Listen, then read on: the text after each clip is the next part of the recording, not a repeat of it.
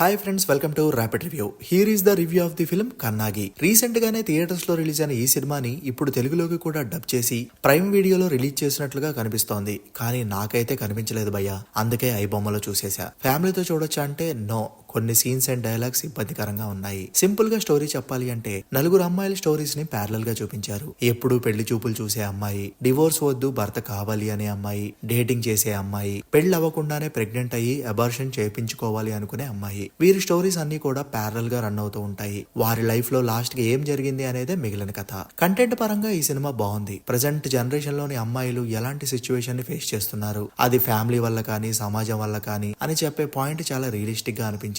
4 stories లోని అమ్మాయిల acting బాగుంది. క్లైమాక్స్ లో వచ్చే ట్విస్ట్ బాగుంది, కానీ అలాంటి ట్విస్ట్ ఉన్న మూవీని మనం ఇంతకు ముందే చూసేసాం. అయితే ఈ సినిమాకు అనుకున్న పాయింట్ బాగున్నప్పటికీ ఎగ్జిక్యూషన్ అంత గ్రిప్పింగ్ గా లేదు. ఆ అమ్మాయిల ప్రాబ్లమ్స్ అన్ని కూడా చాలా థిన్ స్టోరీస్, అంటే జస్ట్ ఒక సీన్ లో కంప్లీట్ చేయొచ్చు, కానీ చెప్పిన విషయాన్ని మళ్ళీ మళ్ళీ చెప్పేశారు. అందువల్ల చాలా సీన్స్ రిపిటేటివ్ గా చూసిన ఫీలింగ్ కలిగింది. ఎంతలా అంటే కొన్ని సీన్స్ స్కిప్ చేసినా కూడా ఏం మిస్ అవ్వం. చాలా సీన్స్ లాగ్ గా అనిపించాయి. క్లైమాక్స్ లో ఉండే ఒక్క మెయిన్ పాయింట్ కోసం లాగ్ అంతా భరించాలి. సినిమాలో కొన్ని ఎమోషన్స్ పర్వాలేదు, కానీ కొన్ని ఎందుకో అంత ఇంపాక్ట్ ని క్రియేట్ చేయలేదు అనిపించింది. ఇంకో చిరాకైన విషయం ఏమిటంటే తెలుగు డబ్బింగ్ అస్సలు బాగోలేదు. వరస్ట్ అంటే వరస్ట్. సో ఓవరాల్ గా ఏం చెప్పొచ్చు అంటే ఈ కన్నాగి జస్ట్ ఒక బిలో యావరేజ్ మూవీ, అంతగా కనెక్ట్ అవ్వకపోవచ్చు. ఈ సినిమాకు మనం ఇచ్చే రేటింగ్ 5/10. మరి చూసుంటే మీకు ఎలా అనిపించిందో కింద కామెంట్ చేయండి. Thanks for watching.